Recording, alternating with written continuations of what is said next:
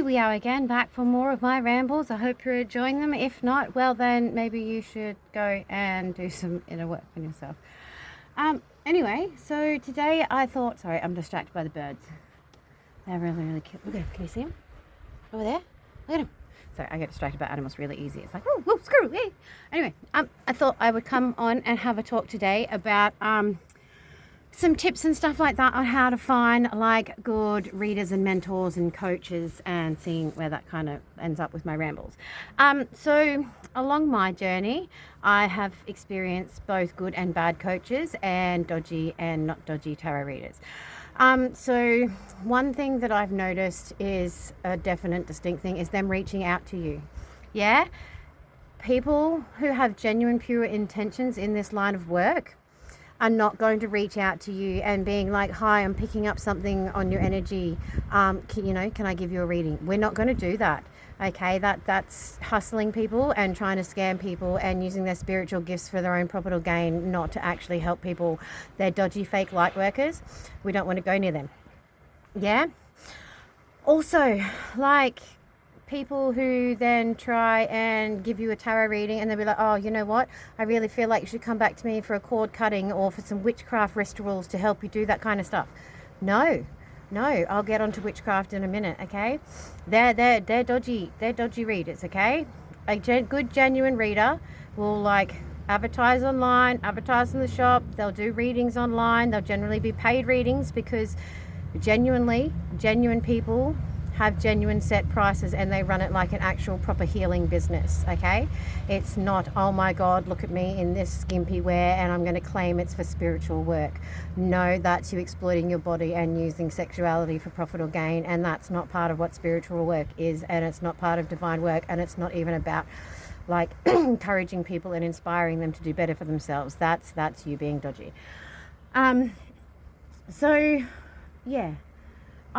I also think it's really, really important along your journey to have a few different mentors, okay? Because they're all going to teach you different things and different aspects in life, okay? Because everybody who generally mentors and life coaches and stuff like that, we get into this business because we've had experiences in life and we've learned to grow from them, and we want to help other people to then go and do that as well, yeah?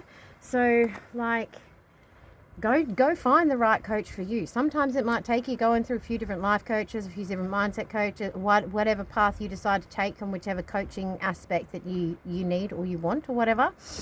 Like you can go through a few, and like I've been through a few. I've done a lot of online courses that I'm not certified for as well, but I've done a lot of online coaching courses and like webinars and stuff like that I'm not certified for. I only really advertise my certified work that I'm certified to do.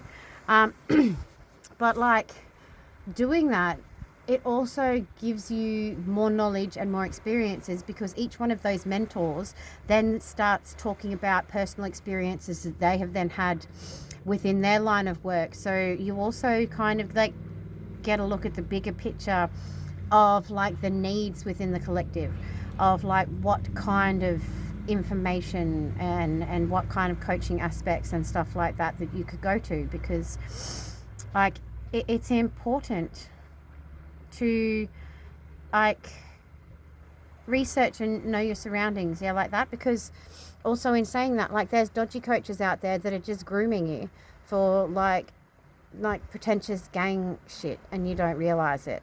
Like I've had some dodgy readers and stuff like that have done witchcraft on me to completely like connect my mind, body and soul with other people, to completely flip my destined path to try and destroy me and ruin my reputation and everything like that.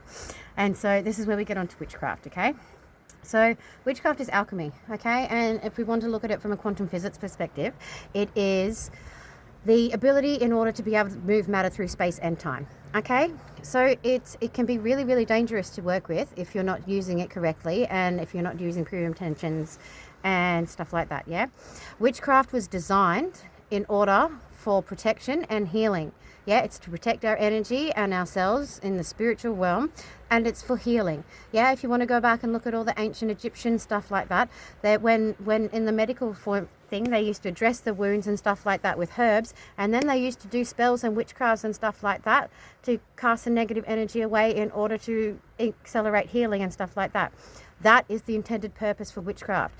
If you are using witchcraft to go and manipulate somebody else's energy, that's breaking universal divine laws. Yeah, go and Google it yourself. Go and look at the 12 universal laws. Like law number 12 is something or other, is the law of the transmission of perpetual energy or something like that. Go and have a look at that. That explains it, okay? If you're doing witchcraft and you are going and doing it against somebody else to try and change what's in their soul contract and their destined path, okay, that's only going to generate you really, really bad karma. Because I'll use my hair as an example. Okay, so because of the way that incarnation works and our soul contracts and everything work, right? So it's already, everything we do is already destined, okay? It's already in our soul contract, and we just have to go through these life lessons and life experiences to evolve our soul to meet the arrangements that we did in our soul contracts, okay?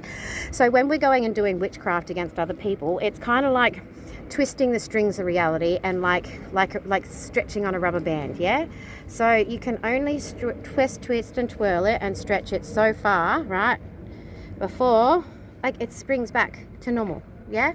And then everything, and then you get dealt with your karma, and the bad stuff comes back on you because you can't go and manipulate somebody else's energy for your own gain, okay, and for your own agenda. Like, it's not okay to go and do that to people.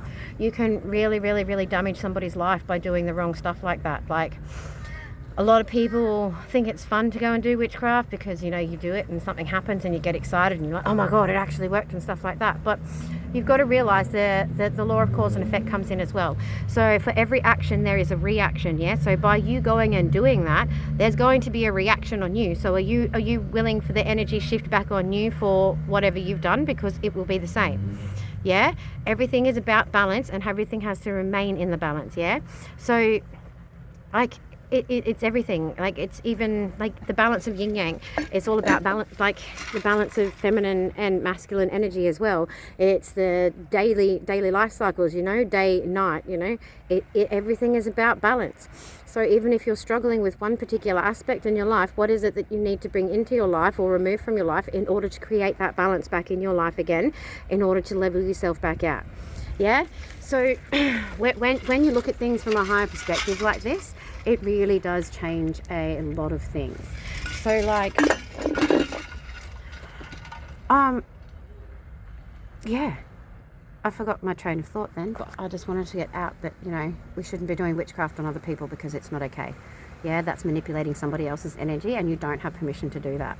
Yeah, if somebody else gives you permission to do that, then like, if you want to go and do that, that's a you thing, but just know it comes with a lot of divine karma and consequences. You know what I mean? Like, you really, really got to wake up to the world and what it is, because like, these things have to be spoken about more, because they're going to become more common because of the timeline shift that Dolores Cannon was preaching and talking about, with the volunteers coming down here to raise the vibrational frequency of the earth. Like, this is it playing out right now, okay? And you've got so many dodgy light workers going on out there preaching and ripping people off and using divine light work and stuff like that for dodgy encounters, just to be rude, because they've got impure intentions, because they're sitting in greed and envy and jealousy. Like, that's not okay. Yeah, the shift is happening regardless of anybody's actions and stuff like that. So how are you going to behave and respond in the shift? Yeah, how are you going to respond in the timeline shift? What are you going to do to change your behavior in order to bring your vibrational up with the rest of the global collective? Yeah, that's just something I wanted to touch on today. I feel like I went on a little bit of a side quest, but hey, we do that as the birds. The birds are distracting me. Do you want to look at them? Look at them, they're really cute. It's like a puffin. Can I zoom? I can zoom. Oh, look at that. Look at him. Isn't he cute? Oh, a little weird. They're like panda birds. Look at him. But they're like action panda birds. Or are they like glitched in the Matrix? Who knows?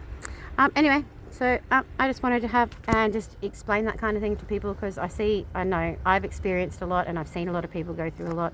I just want to get that out there. If you want me to touch more on this kind of stuff, hit me a comment and let me know. I hope you have a lovely day. Mwah.